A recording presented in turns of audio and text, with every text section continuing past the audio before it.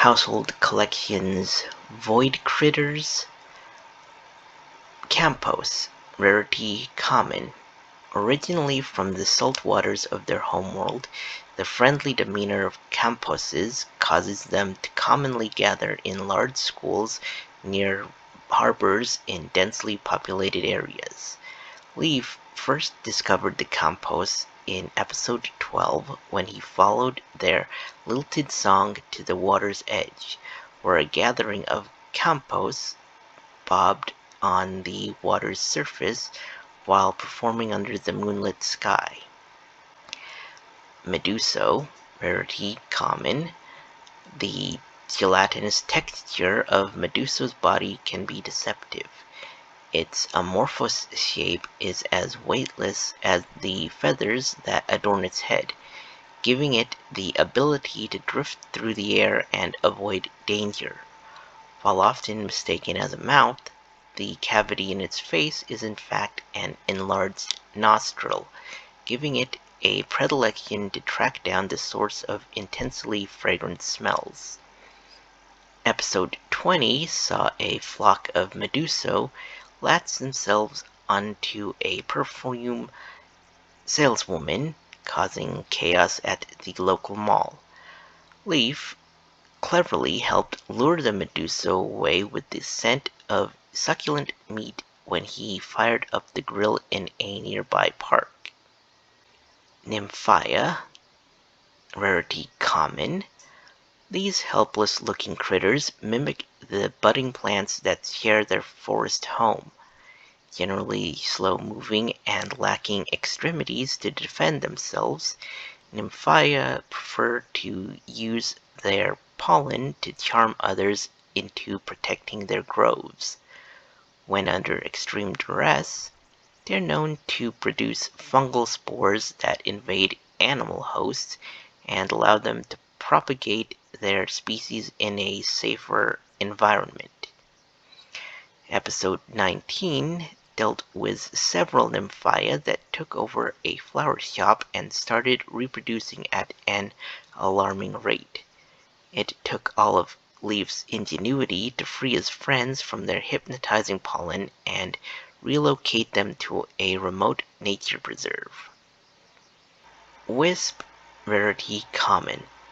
Drawn to the gloomy like a moth to a flame, wisps feed on negative emotions. These tiny critters have a ravenous appetite, but have found this planet full of emotional Sims to be quite hospitable. They possess the ability to phase in and out of our visible dimensions, and Sims who find their mood inexplicably improving are often unwittingly serving as hosts to a hungry wisp. In episode 6, Leaf first encountered wisps when a trio of them attached themselves to a classmate. He initially tried to ward them off, only to realize their presence was actively helping his classmate's mood improve. Eorier, rarity common. The small dog-like monster called a Eorier lives among large rock formations found in its home world's deserts. Burrowing deep into the soft rock, Eoriers breathe fire into their dens before dusk to heat the earth until morning. Episode 3 saw Leaf receive a letter from his pen pal Laura in Oasis Springs. She spoke of befriending a Eorier who she'd nursed back to health after discovering it on the verge of death. The poor thing had attempted its nightly ritual of breathing fire onto the desert rocks before laying down for the night, only to suffer from a heat stroke. The critter was blissfully unaware that it never actually gets cold in Oasis Springs. Avesu, rarity uncommon. The Avesu, or gem-snatching bird, lives high in the mountains on its homeworld.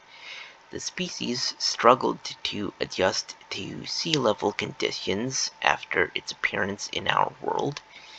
As it became acclimated to highly populated areas, it developed an attraction to shiny objects and precious stones.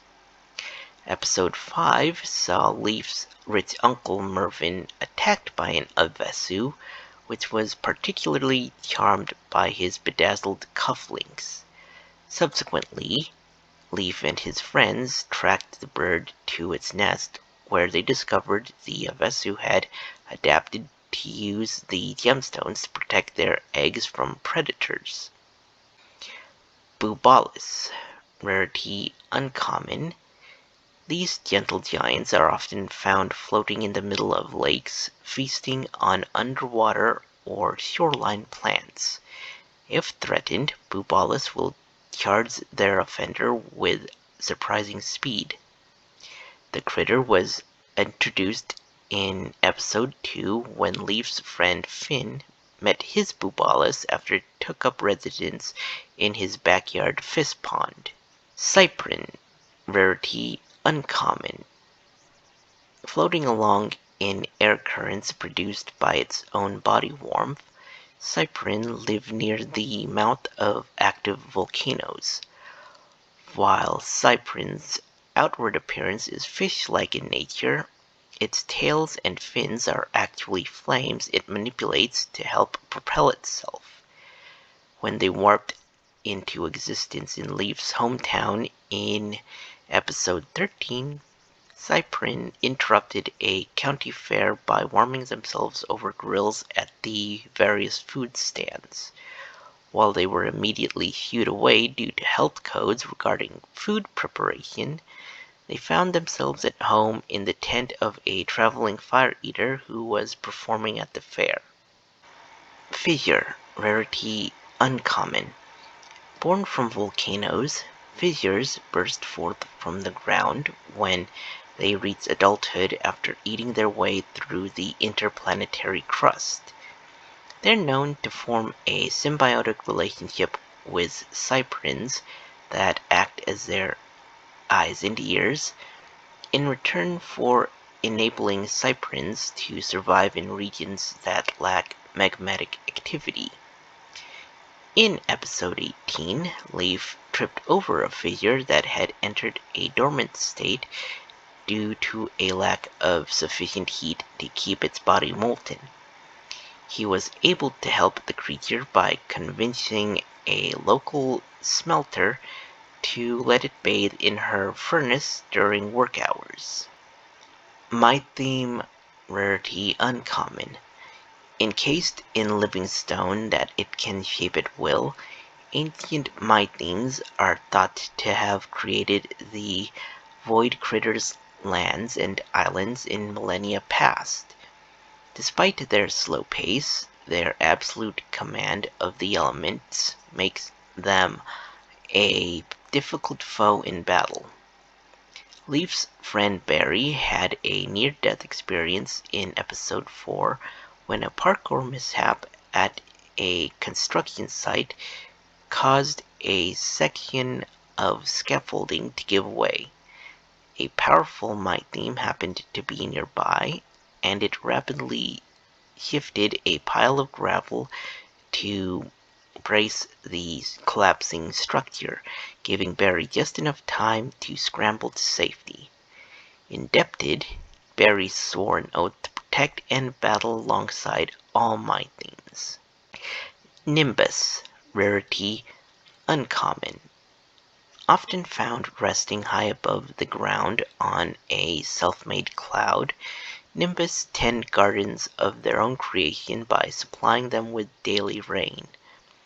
A Nimbus, first classed with Sims in episode 15, one Nimbus created an impeccable garden on the outskirts of Leaf's hometown, but several teens playing hooky brassly decided to vandalize the carefully cultivated land. The Nimbus respected in kind, harassing the teens daily with thunder, lightning, and hail. Leaf was eventually able to convince them to return to the scene and till the soil so that the land could grow once again. Pluro, rarity uncommon. The amphibious Pluro are known as the lake protectors, shooting powerful jets of water at predators to keep them at bay. They were introduced in episode 7 when they caused an uproar at Leaf's local community pool. After storming the pool to claim it as their new nesting ground, they were seen enjoying the toys and refreshments that were left behind as Sims fled. Simgaia, rarity uncommon. At home in landscapes littered with cylindrical rock formations, Simgaia traversed their unique biome by swinging from pillar to pillar using the vines of plants that hung from outcroppings. Such behavior reinforced the musculature in their front limbs, causing them to pack quite the punch.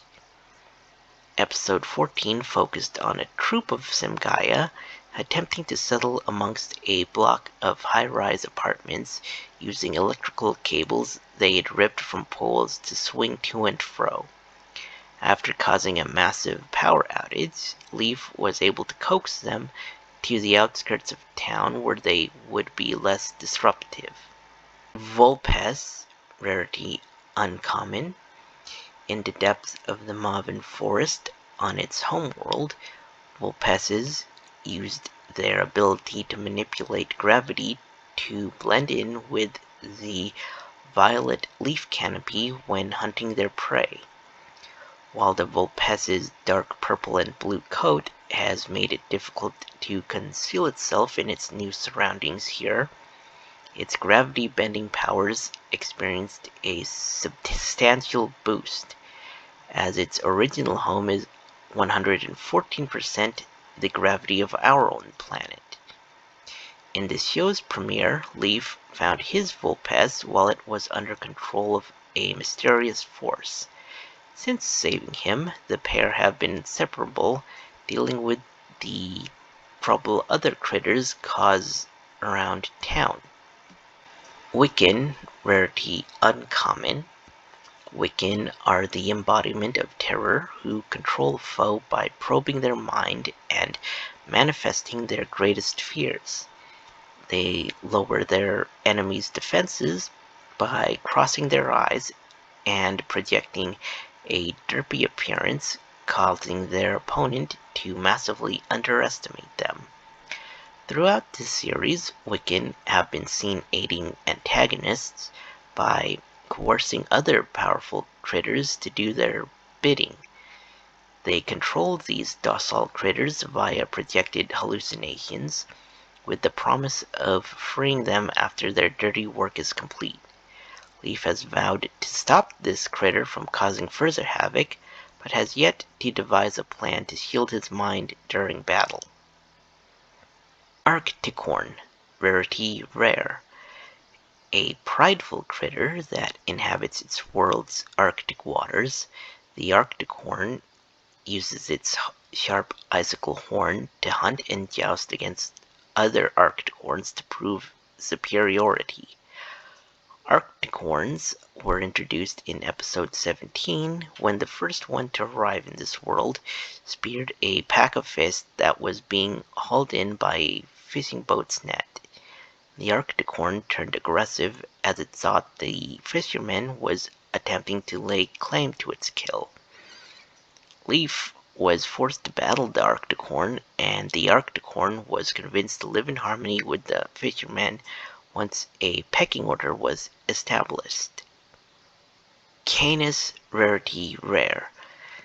A powerful critter, the Canis is able to coat its ashen black fur in flames burning at greater than 1400 degrees Celsius.